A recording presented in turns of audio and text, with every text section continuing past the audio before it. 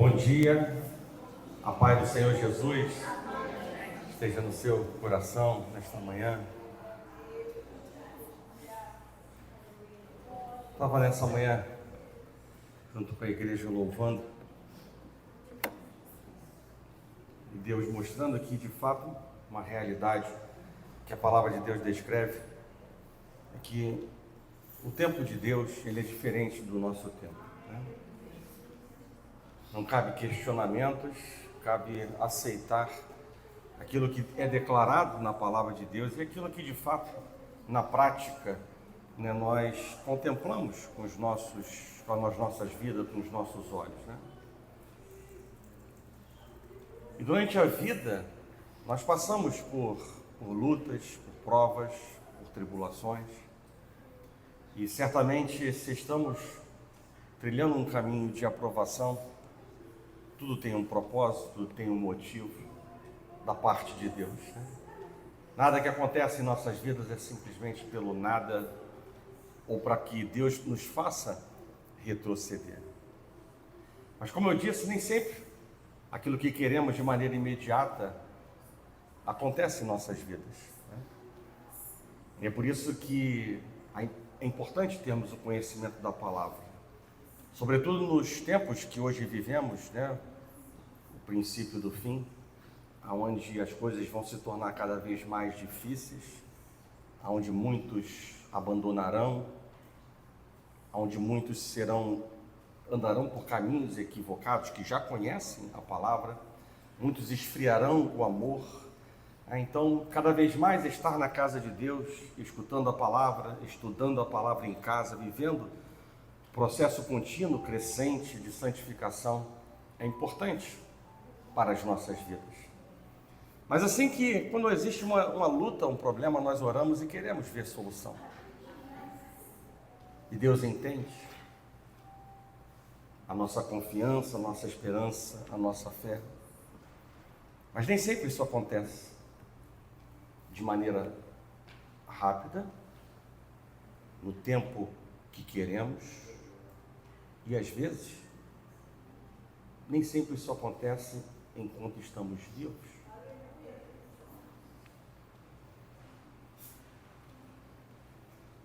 E aí Deus me fez lembrar o testemunho de um pastor cujo filho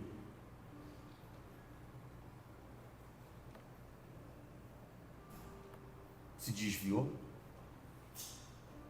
E aí, quando se desvia, não faz diferença se é pecadinho ou se é pecadão.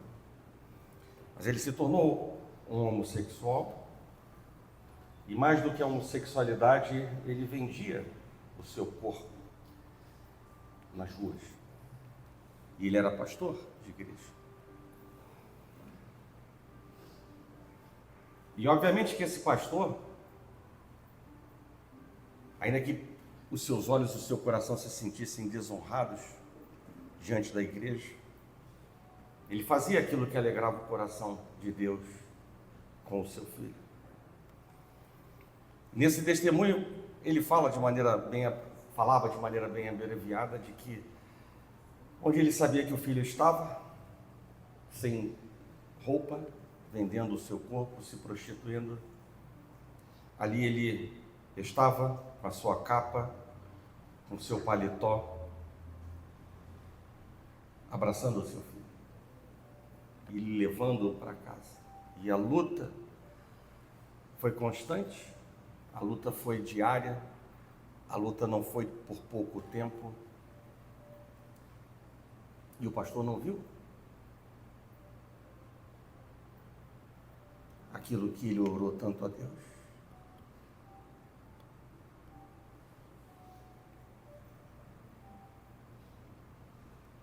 Mas o testemunho desse homem, ele não para por aí, porque ele continua exatamente no próprio filho,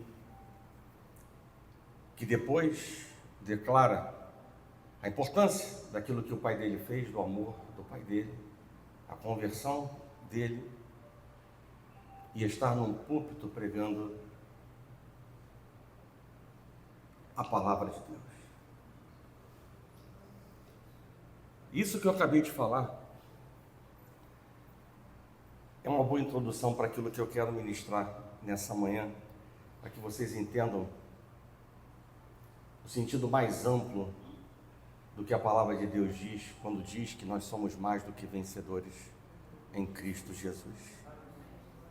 E eu entendo que esse exemplo, esse testemunho, ele dá uma dimensão muito clara do que é ser mais do que vencedor em Cristo Jesus. E aí eu convido você, que já escutou certamente isto, que eu acabo de declarar, mas para você ler o livro de Romanos, no capítulo 8, verso 37.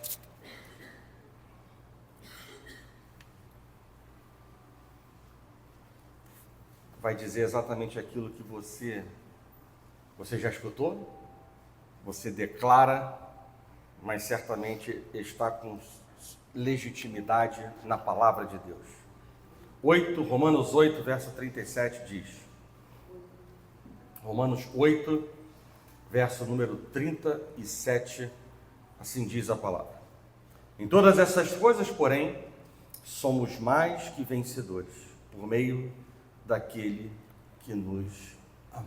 Amém? Feche os olhos.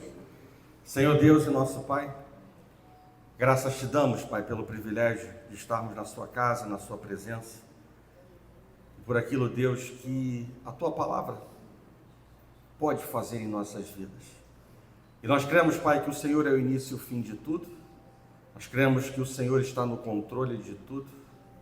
Nós cremos, Pai, que o Senhor também inclina os seus ouvidos para as nossas orações.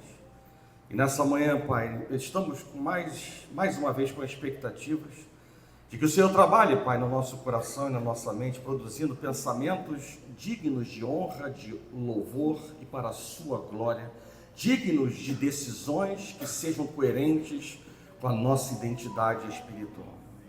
Por isso, Pai, tenhas liberdade nessa manhã para trabalhar, para fazer a tua obra e a tua palavra não voltar vazia para a sala do trono da tua graça. Nós jogamos por terra, Pai, toda manifestação, tentativa, arma forjada do inimigo contra as nossas vidas, Pai. Nós jogamos por terra tudo aquilo que não procede da tua parte. Ouve, Deus, esta oração para que aquilo que estamos ligando na terra, o Senhor ligue nos céus em favor da sua igreja que deseja, anseia, anela mais da tua presença, Pai. Assim nós oramos. E nós já te agradecemos por tudo, em nome de Jesus, e que a igreja do Senhor diga amém. Podem sentar.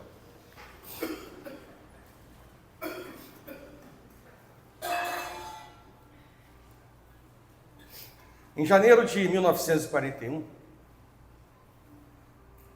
11 meses antes de o Império Japonês lançar um ataque surpresa a Pearl Harbor e os Estados Unidos entrarem na Segunda Guerra Mundial, o então presidente estadunidense Roosevelt, ele se dirigiu ao Congresso americano, quando o mundo inteiro voltava seus olhos para as atrocidades, daquela batalha que matou cerca de 60 milhões de pessoas, segundo dados da Organização das Nações Unidas, da ONU. Número esse que pode até ter sido maior, 70, 80, 85 milhões, mas enfim, um número bastante expressivo, Se considerarmos apenas 60 milhões, apenas 60 milhões, isso representa mais do que 2 vezes, salvo engano, a população da Austrália hoje, A Austrália, que tem um tamanho similar ao do Brasil, mas uma população cerca de 9 vezes, 8 vezes menor do que a nossa, mas isso representaria mais de 2 vezes a população de toda a Austrália.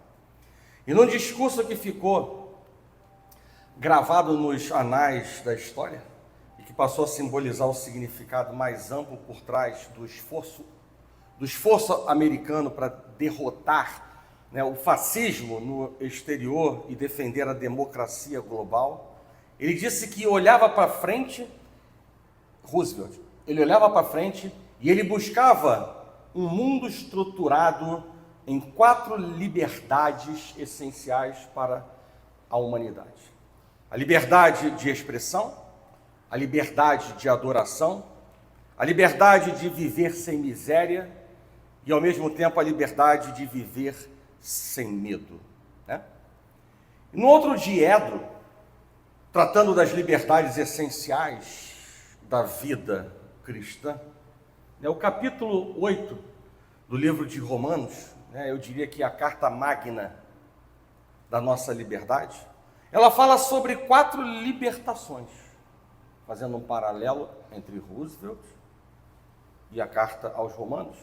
Essa carta ela fala sobre 4 libertações: a libertação da condenação, a libertação da derrota, a libertação do desencorajamento e a libertação do medo.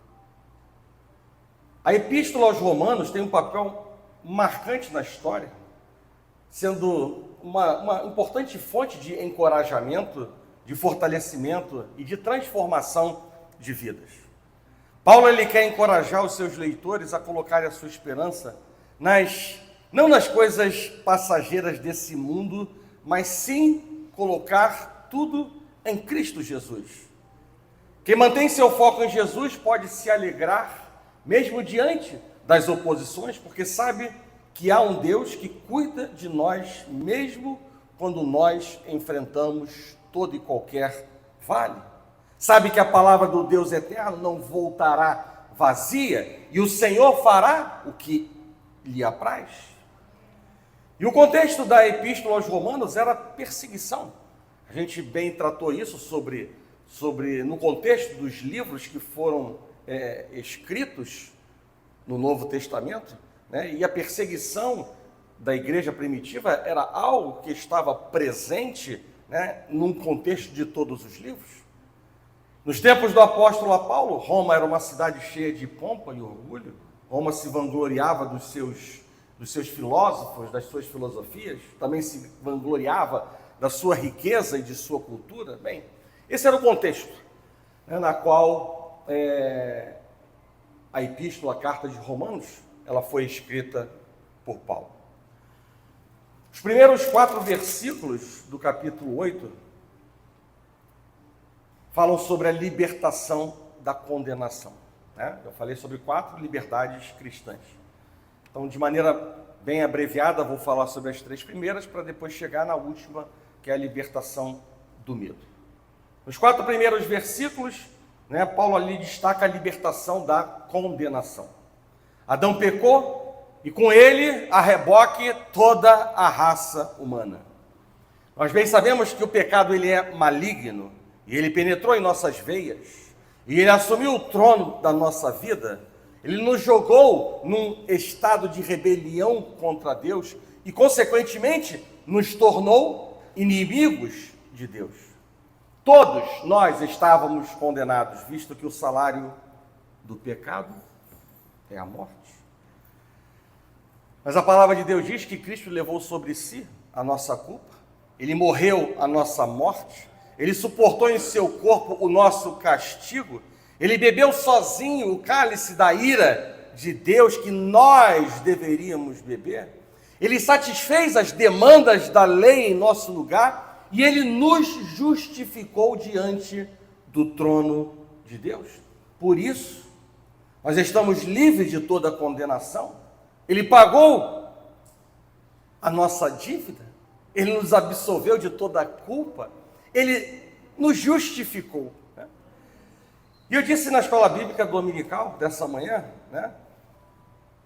sobre a justificação. A justificação é um ato declaratório de Deus, é um ato de Deus pelo qual Ele declara um pecador justo por causa da fé que esse pecador tem ou passa a ter em Cristo Jesus. A ideia principal, raiz da justificação é a declaração de Deus, que nada mais é do que o justo juiz, de que o homem que crê em Cristo, por mais pecador que ele seja, ele é justo. Ele é visto como justo porque em Cristo ele entrou em um relacionamento justo com Deus.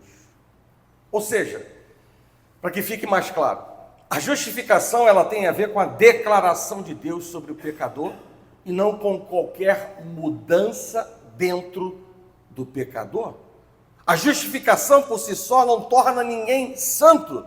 A verdadeira mudança em direção à santidade na vida do pecador, ela ocorre sim por meio do processo de santificação.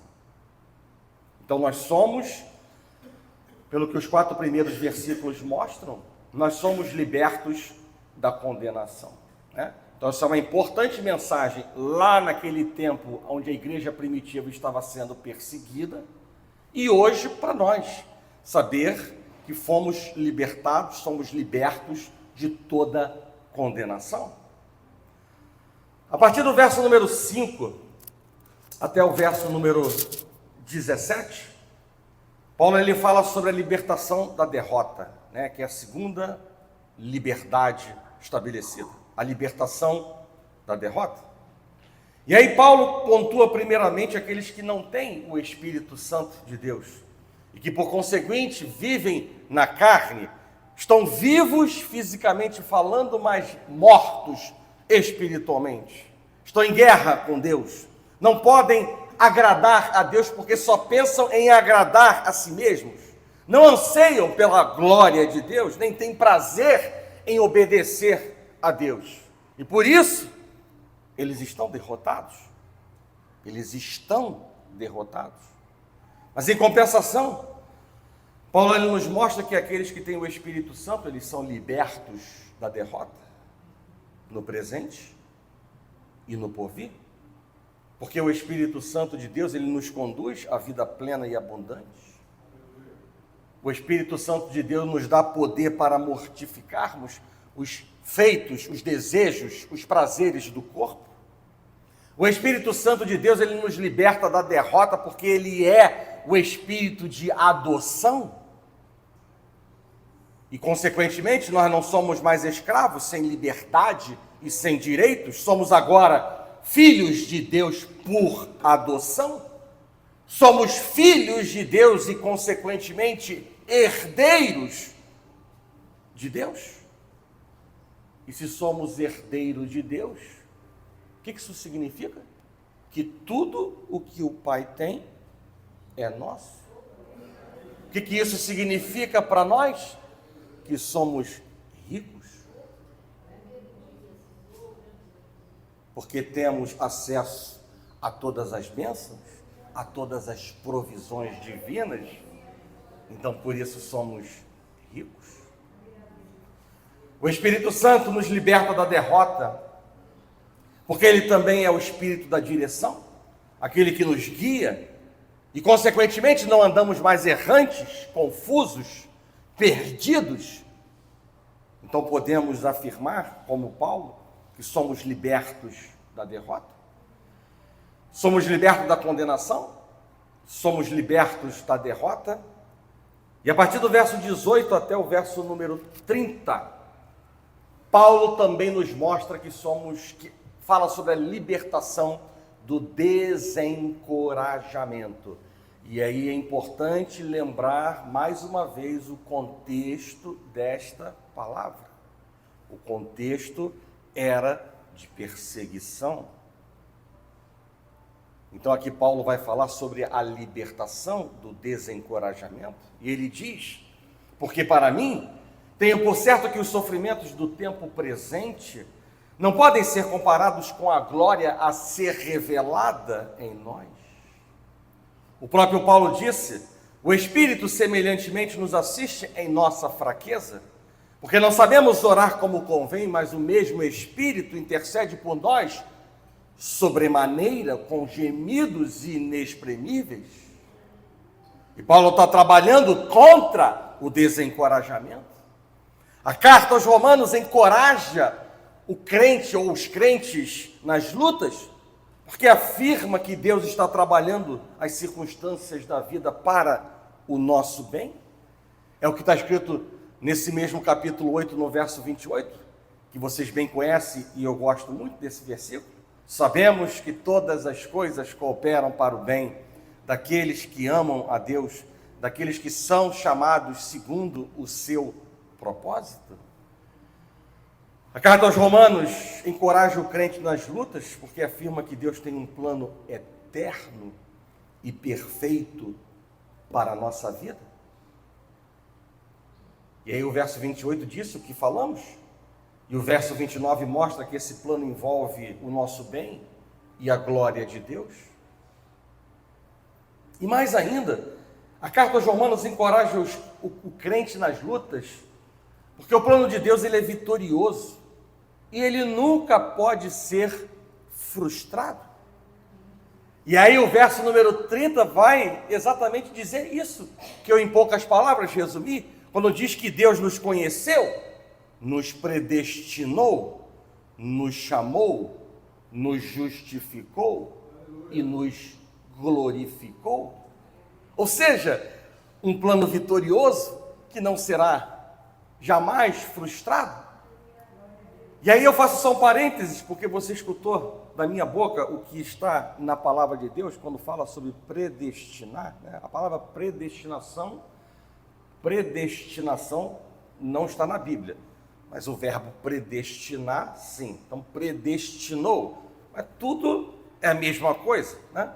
E quando fala de predestinar, não no sentido de crer que Deus, Ele traçou um plano para a nossa vida e que nós devemos segui-lo sem o direito de escolha. Não é esta a visão da predestinação, do predestinou. O entendimento ou a visão correta deste termo é de que está se referindo ao decreto de Deus que possibilita a salvação a todos aqueles que aceitam a Cristo Jesus. Então, por isso, é um plano vitorioso, quando a palavra de Deus diz que Deus nos escolheu, nos predestinou, nos chamou, nos justificou e nos glorificou. Então, somos libertos do desencorajamento. E a partir do verso 31, aí sim até o verso 39, aonde está o verso 37 que nós lemos, Paulo vai destacar a questão da libertação do medo. A ênfase nessa sessão é a segurança da salvação do crente em Cristo Jesus. E para isso, Paulo vai fazer 5 questionamentos, todos eles dentro dessa sessão. O primeiro questionamento é o seguinte: se Deus é por nós, quem será contra nós? Lembrem-se que ele estava falando dentro de um contexto da igreja primitiva sendo perseguida, mas uma palavra que não é válida apenas para esta igreja, nos alcança no dia de hoje e do amanhã.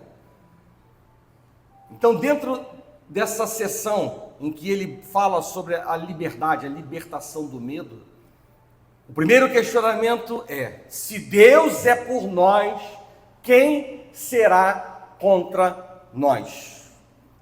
Deus é o nosso protetor, verso 31 mostra. Deus é o nosso provedor, 32 mostra. Deus é o nosso justificador, verso 33 mostra. O Pai é por nós, e Ele provou isso nos dando o seu Filho e trabalhando para que todas as coisas cooperem para o nosso bem. O Filho é por nós, por sua morte, ressurreição, ascensão e intercessão. E o Espírito Santo de Deus também é por nós, porque Ele intercede por nós, com gemidos inexprimíveis.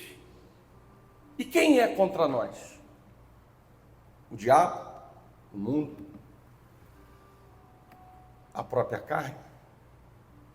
Mas se Deus é por nós, todos os inimigos estão derrotados.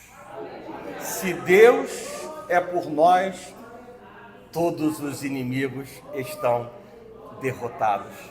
E aí eu quero falar uma coisa óbvia, mas importante.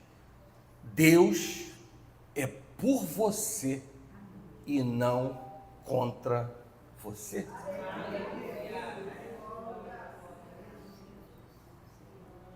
Às vezes a nossa mente pecadora nos leva a pensar coisas estranhas. E eu quero aqui afirmar: Deus é por você e nunca contra você. Mesmo quando a mão aperta. Se Deus é por nós, quem será contra nós? Segundo questionamento que Paulo faz dentro dessa sessão de libertação do medo foi o seguinte: aquele que não poupou o seu próprio filho, antes por nós, todos nós o entregou, porventura não nos dará graciosamente com ele todas as coisas? Ou seja, quando nós éramos pecadores, Deus nos deu o seu filho.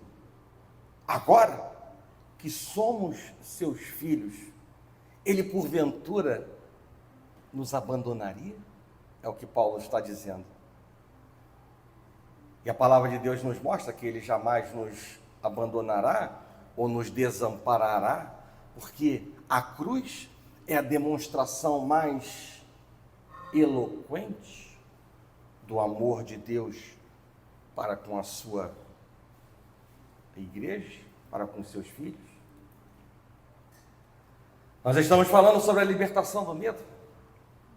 E o terceiro questionamento de Paulo foi: quem intentará acusação contra os eleitos de Deus? E eu diria que nenhuma acusação pode ser levada em conta se Jesus, o nosso advogado, ele nos defende, e se Deus, o nosso juiz, já nos declarou justificados. E eu diria mais ainda que é impossível amaldiçoar, quanto mais condenar aqueles a quem Deus decidiu abençoar. E aí lembre-se da história de Balaão. Eu tirei de lá, dessa história. É impossível amaldiçoar, quanto mais condenar aqueles a quem Deus decidiu abençoar. E eu quero que você creia na promessa em que a palavra de Deus diz em Isaías 54:17: toda arma forjada contra ti não prosperará, toda língua que ousar contra ti em juízo, tu a condenarás. Ou seja, você refutará toda língua que te acuse. E continua o versículo dizendo: esta é a herança dos servos do Senhor, e o seu direito que de mim procede, diz o Senhor. O quarto questionamento que Paulo fez foi: quem os condenará? Quem nos condenará? Às vezes o nosso coração nos acusa. Outras vezes são os nossos críticos, inimigos, demônios. Mas eu quero dizer para a igreja nessa manhã que as suas condenações, elas não fazem sentido. E por que não fazem sentido? Por conta de Jesus Cristo. Não fazem sentido. E aí Paulo fala 4 coisas sobre Jesus,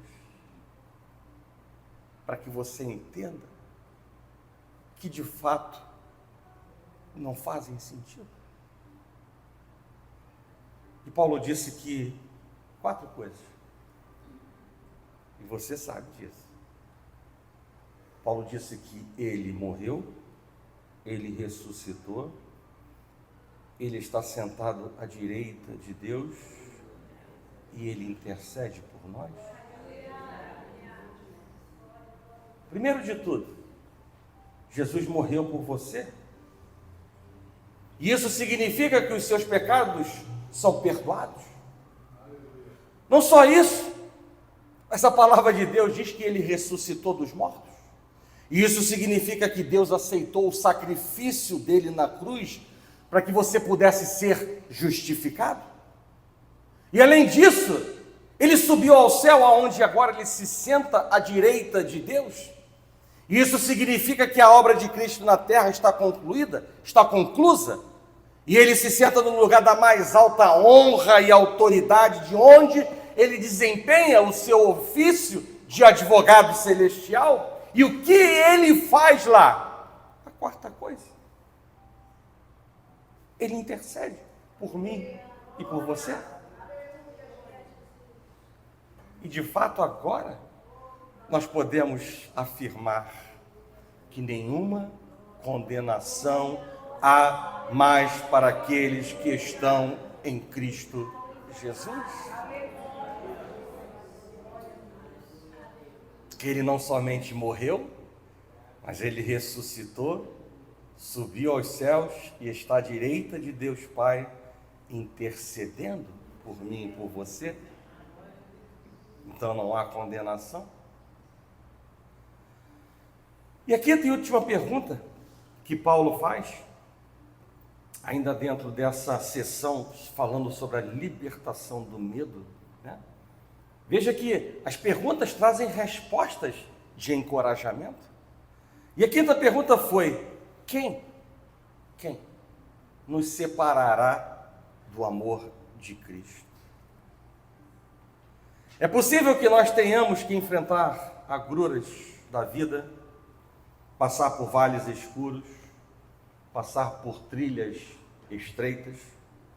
É possível que a pobreza nos atinja, é possível que a fome nos alcance, é possível que as perseguições nos firam, mas ao invés de derrota, nós somos mais que vencedores. Nem as agruras da morte, nem os problemas da vida, nem os poderes sobre-humanos, nem o tempo, nem o espaço, nem qualquer outra criatura poderá nos separar do amor de Deus que está em Cristo Jesus. É o que Paulo coloca em suas palavras para nós. A Bíblia diz que nós somos mais que vencedores por meio de Cristo, o nosso Senhor. E mesmo conhecendo essa verdade,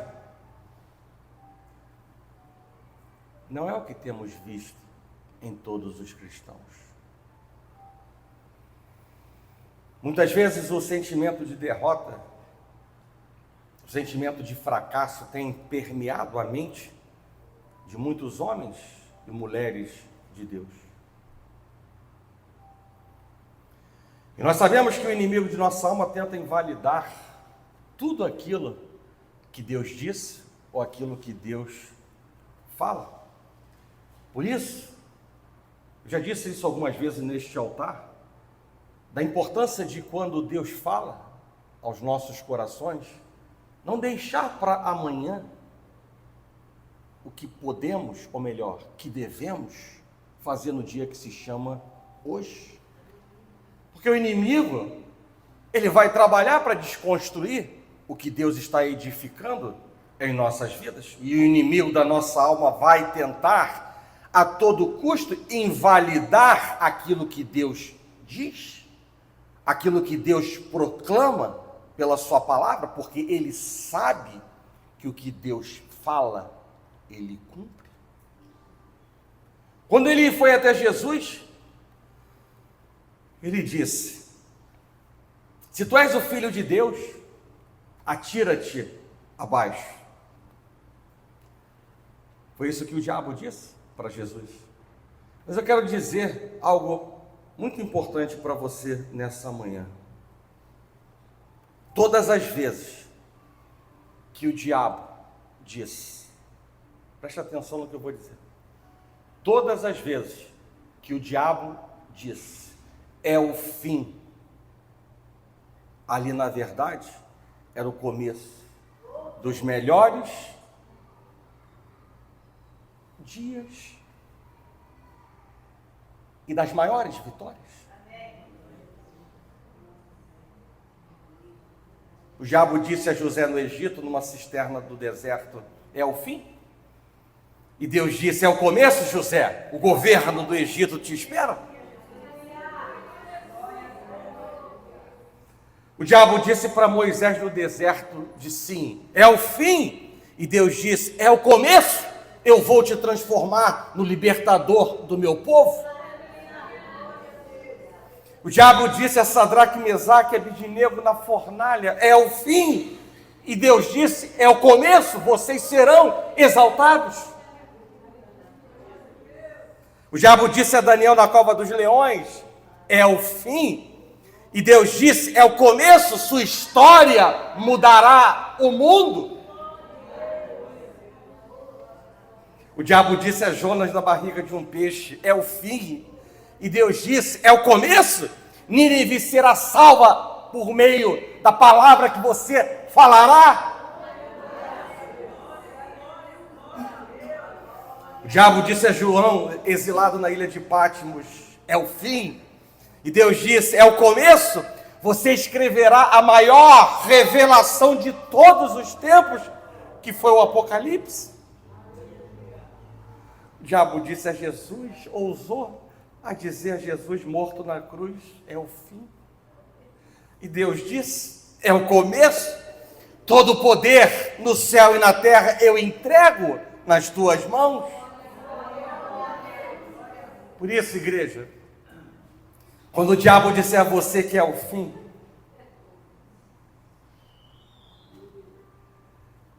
comece a dar glória a Deus e aleluia, porque Deus está dizendo, é apenas o começo.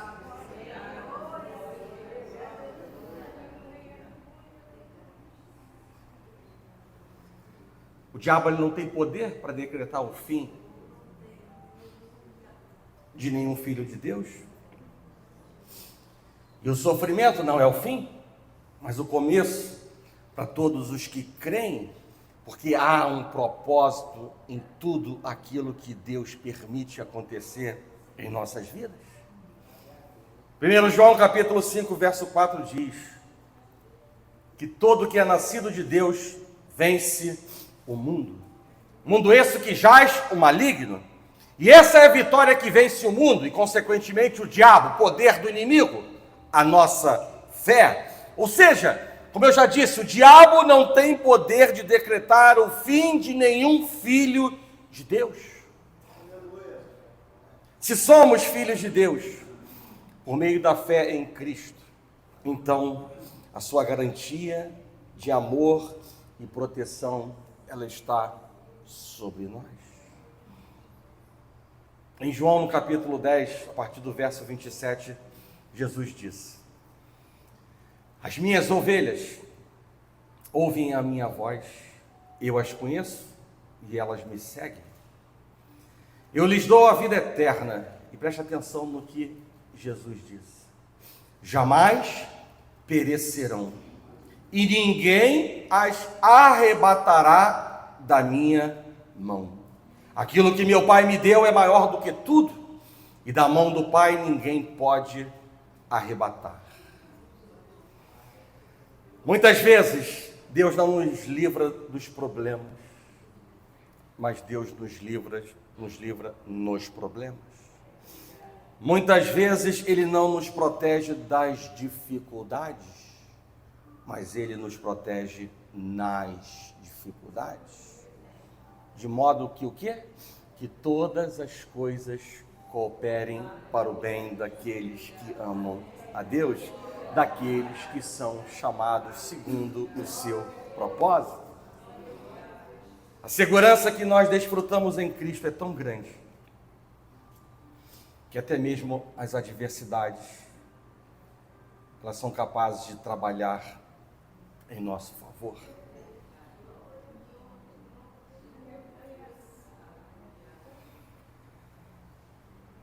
Verso 37 diz: em todas estas coisas, porém, somos mais que vencedores por meio daquele que nos amou.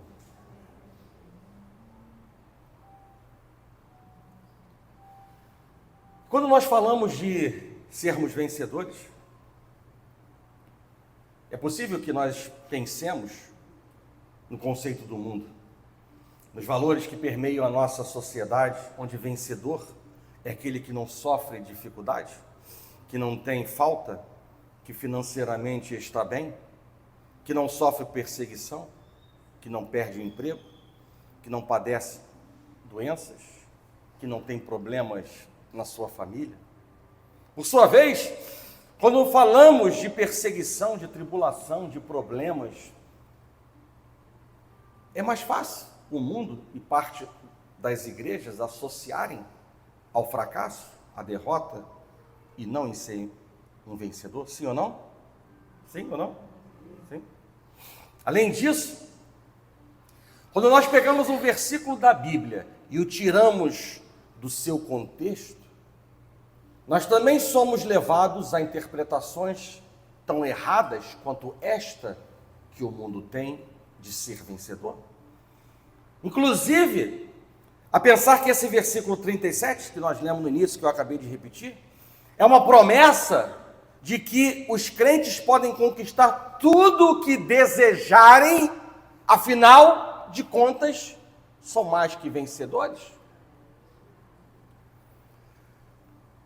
E vejam que o versículo ele não começa simplesmente com a afirmação, somos mais que vencedores. Não é dessa forma que começa. Antes, o versículo começa dizendo, em todas estas coisas.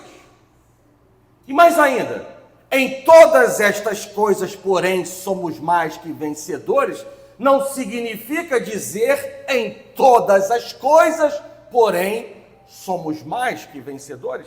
A igreja está entendendo? Há um contexto. Mas fica a pergunta, o que são estas coisas? Né? Versículo 37 diz, em todas estas coisas, porém, somos mais que vencedores. Então fica a pergunta, o que são estas coisas?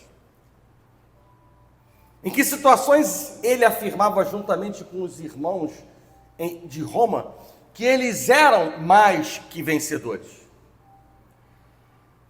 Bem, antes do verso 37, vem os versos 35 e 36, que dizem o seguinte, quem nos separará do amor de Cristo? Foi a última pergunta que eu fiz, lembrando o que Paulo disse. E aí vem o complemento. Será tribulação, ou angústia, ou perseguição, ou fome, ou nudez, ou perigo, ou espada? Como está escrito, por amor de ti, verso 36, por amor de ti, somos entregues à morte o dia todo. Fomos considerados como ovelhas para o matadouro. E aí, verso 37 chega para dizer, em todas estas coisas, porém, somos mais que vencedores por meio daquele que nos amou. Portanto, eu pergunto para a igreja, em que situações Paulo se considerava mais do que vencedor? Na fortuna? Nas riquezas que ele tinha conquistado? Na vida tranquila que ele desfrutava? Na ausência de tribulação, angústia, perseguição, fome, nudez, perigo ou morte? Nós precisamos ampliar o entendimento do que seja ser vencedor no reino de Deus. Não se trata apenas do resultado final. Não se trata apenas da conquista, da vitória, da cura, da provisão, do milagre, da manifestação dos sinais. E Paulo foi exemplo disso. Ele foi preso sem qualquer culpa. Ele foi decapitado. Ele passou fome. Ele foi perseguido. Ele sofreu o dano. E como dizer que ele foi mais do que vencedor em Cristo Jesus. O que é ser vencedor no reino de Deus? Sim, alcançar a cura, o milagre, a porta aberta, sim, o livramento, sim, mas o que é ser vencedor no reino de Deus? Nós precisamos compreender que as nossas vidas não são regidas pelas circunstâncias, nem pelos momentos que nós temos, bons ou ruins aos olhos deste mundo, mas sim pelo resultado das nossas atitudes para com os valores do reino de Deus.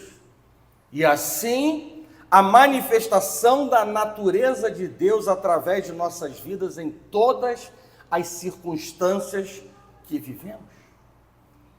Para ficar mais claro o entendimento para a igreja, quando nós revelamos atitudes alinhadas com a natureza de Deus, manifestando graça, amor, bondade, justiça do reino, então o que nós estamos fazendo é derrotando o poder que domina este mundo e revelando a vida de Deus. Nessas situações, se revelamos a obra de Deus em nós, então nós somos mais do que vencedores em Cristo Jesus.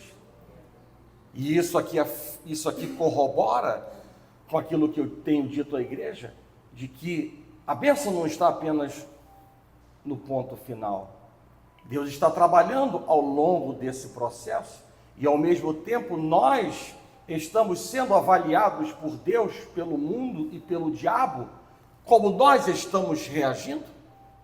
E se os nossos frutos demonstram a natureza de Deus, mesmo que estejamos vivendo algo que podemos qualificar como dissabor, nós estamos vencendo os valores do mundo, nós estamos agindo de uma maneira contrária ao que o mundo, onde jaz o maligno, costuma fazer, e por isso nós estamos implantando um gabarito diferente daquilo que as pessoas naturais estão acostumadas a fazer e a viver.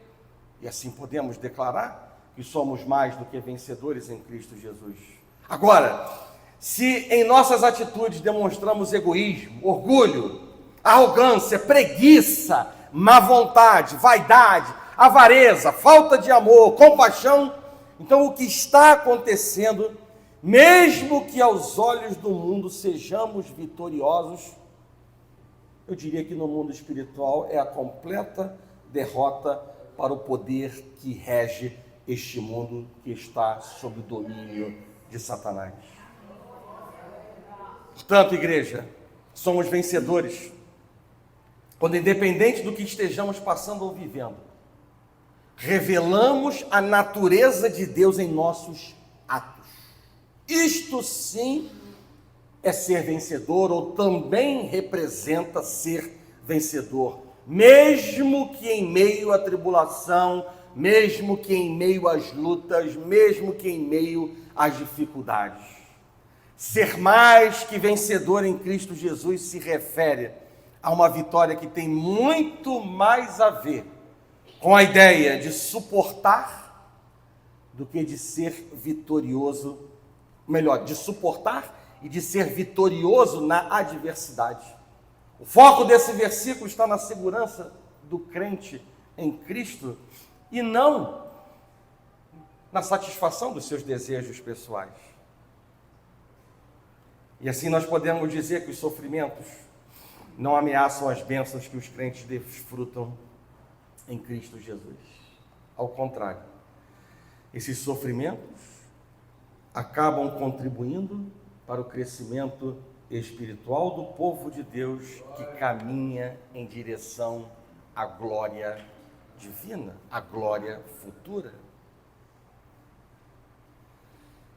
A vitória que Cristo nos oferece não é uma vitória imediata e sem lutas. A verdadeira vitória, ela se manifesta quando perseveramos na fé durante os momentos difíceis.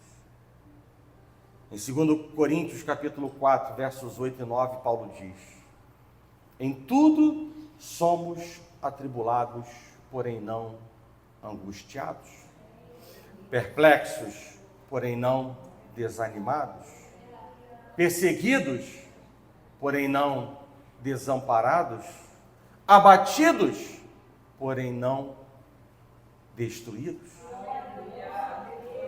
Essa perseverança na fé nos permite viver como vencedores, mesmo que as circunstâncias ao nosso redor não estejam indicando vitória aos nossos olhos. Paulo ele também disse com muita propriedade nesse mesmo livro, nessa mesma carta, epístola aos Romanos, no capítulo 12, verso número 12: regozijai-vos na esperança, sede pacientes na tribulação e na oração, não sejam nada diferentes de empregar a perseverança. Na oração, sejam perseverantes. Em todas estas coisas, porém, somos mais que vencedores por meio daquele que nos amou. Eu quero falar 3 pequenas coisas para fechar essa palavra. Primeiro, nós não precisamos temer o passado, porque já fomos justificados e nenhuma condenação há para aqueles que estão em Cristo Jesus. Segunda mensagem, nós não precisamos temer o presente, porque Deus ele está no controle da nossa vida, dirigindo todas elas para o nosso bem. E se eu não preciso estar ou temer o passado e nem o presente, eu também não preciso temer o futuro, porque nada nem ninguém pode nos separar do amor de Deus. E isso nos dá a confiança e a certeza de que em todas as coisas nós somos mais do que vencedores em Cristo Jesus. E que fique claro que o tempo é de Deus, o tempo é de Deus, mas a aprovação de Deus ela é diária. E o dia de amanhã não nos pertence. Não sabemos como começará ou se começará no dia de amanhã. Somos homens e mulheres que podem pensar, que podem sonhar, que podem ter planos estratégicos. Qual é o mal disso? Qual é o pecado disso? Nenhum. Mas qual é a garantia que temos que vamos acordar amanhã? Também nenhuma. Então cabe a nós saber nos posicionar diante daquilo que nós estamos vivendo no dia que se chama hoje. E mais ainda com a percepção e entendimento, discernimento, ampliando a sua visão de que nenhum esforço nunca será em vão. Mesmo que não seja no teu tempo, mesmo que não seja diante dos teus olhos, porque Deus, Ele é o dono da história. É Ele que é o início e o fim de tudo. E o mais importante para nós é termos o selo da aprovação de Deus sobre nossas vidas, para que nós possamos caminhar prosperamente, desfrutando também, mesmo em meio às lutas, mesmo em meio ao dissabor da vida, desfrutando de nada diferente do melhor desta terra, vivendo em paz, vivendo em alegria, com alegria em nossas vidas e nossos corações. Amém? Feche os seus olhos.